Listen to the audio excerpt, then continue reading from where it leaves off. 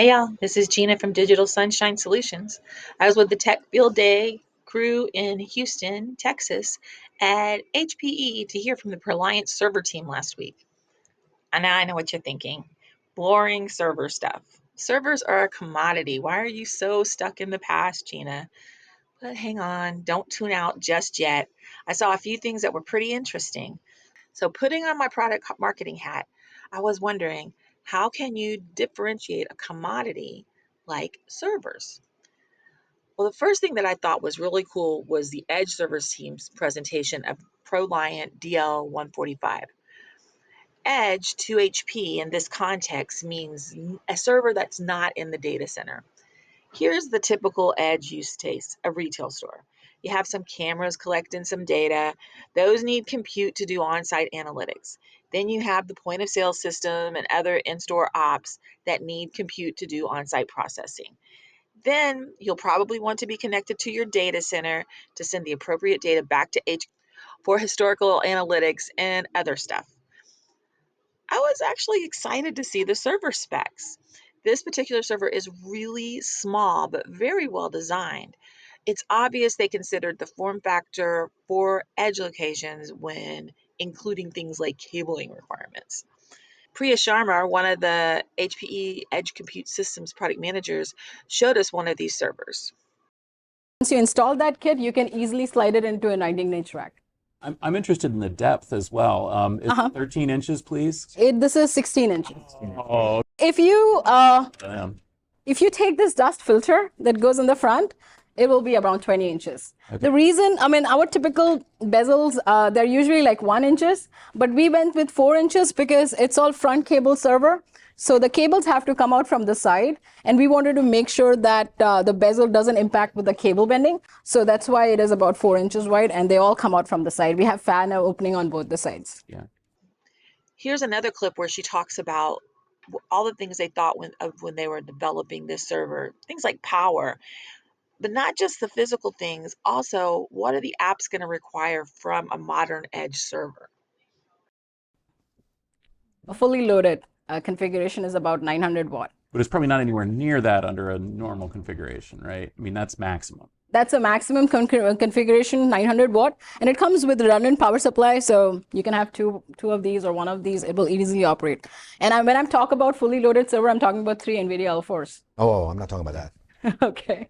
No, I'm like without that. Let's say even without that, the minimum is about 350, 365. I can go back and check, but I think that's what I've seen. Yeah, if it's not fully loaded, 8 cores, maybe with 1 or 2 drives, yeah, it's about that. And of course, they thought about the storage requirements. Check this clip out. So this particular box can support up to 8 drives. Okay, 2 for boot, and right here we have the NS204, 2 for boot, and then you can either do 2 small form factor drives, which will give you up to 30 terabyte of storage, or you can also do 6 EDSFF drives, the slim form factor drives, and you get up to 92 terabyte of storage. So yes, servers are commodities, but newfangled things like GPUs require servers that can not only handle but distribute that load. And putting servers in really small and insecure locations requires thoughtful engineering. Another thing I found interesting about the HPE ProLiant presentation was the security discussion. We heard from Luis Luciano, who is the HPE Embedded Security Distinguished Technologist, and Cole Humphreys, who is an HPE Compute Security Product Manager. First shocker for me with this presentation, I don't think I realized that HPE created its own firmware. It's called ILO. That gives HPE servers a silicon root of trust.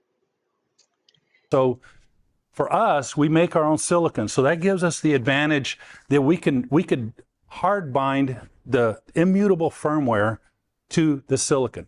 So what that really is it's very simple. As Darren was saying, this was in 2017, I think, is when we came up with this.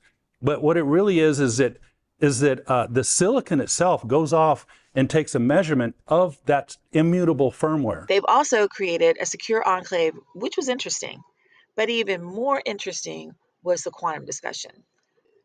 How will quantum impact the servers that are being sold now for enterprise production? One of HPE's distinguishing engineers explains. Another change in Gen 12 is that chain is now using an algorithm called LMS that is PQ resistant and CNSA 2.0 compliant.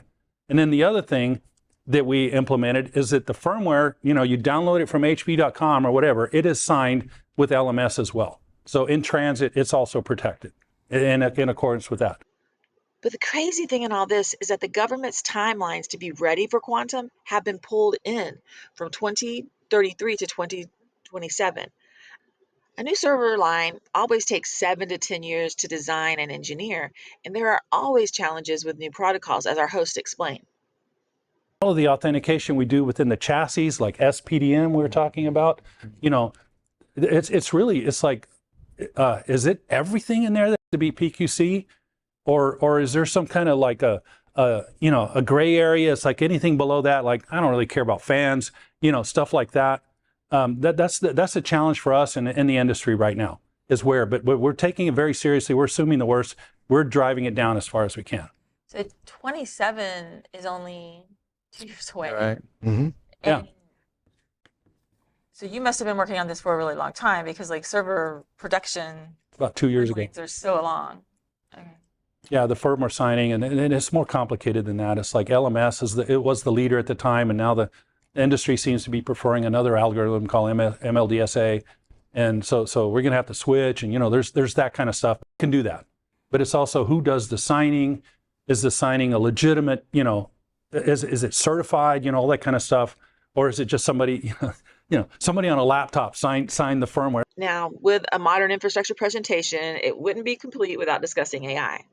To be fair, you have to have compute to execute any AI algorithm, and HPE has decades of experience with compute for AI. But let's say if you want to do self-checkout, your entire workflow is a lot more than computer vision. Yeah, so it's computer vision's a part of it. Now you got to take care of, okay, how are you going to manage your inventory? Do you want to automate that, or is it still, happening manually, right? So, and that's really what we see as a common theme across all enterprises who've been successful. They don't think of AI as use cases. To Scott's point, it's what's the ultimate solution that they're looking for. I loved what came from the discussion. AI isn't a solution. It's just a workload that's part of a larger workflow that solves a problem. I wish we had heard more solutions that include AI workloads, but that's really not in the realm of a server OEM team. They differentiate their offering by talking to customers and bringing the features their customers need to the product. The Edge team is a great example of that. The security teams, in many cases, are driven by government regulations. In this case, we heard about becoming quantum ready. I'm sure their new features that protect the supply chain was driven by a mix of customer demands as well as the governmental requirements. So, to wrap this up, servers are not at all boring right now. There's really a lot of innovation going on. But if you're a vibe coder, you're probably not going to go deep enough to understand those server requirements.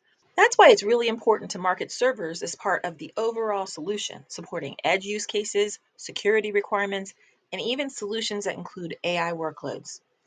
Let me know what you think in the comments. I'd love to hear from the product marketers out there. Be sure to check the notes for the entire Tech Field Day presentation, as well as links to the HPE products. Don't forget, subscribe to this channel as well as our LinkedIn page. Until next time, this has been Gina with Digital Sunshine Solutions. Guess I'll catch you on down the road.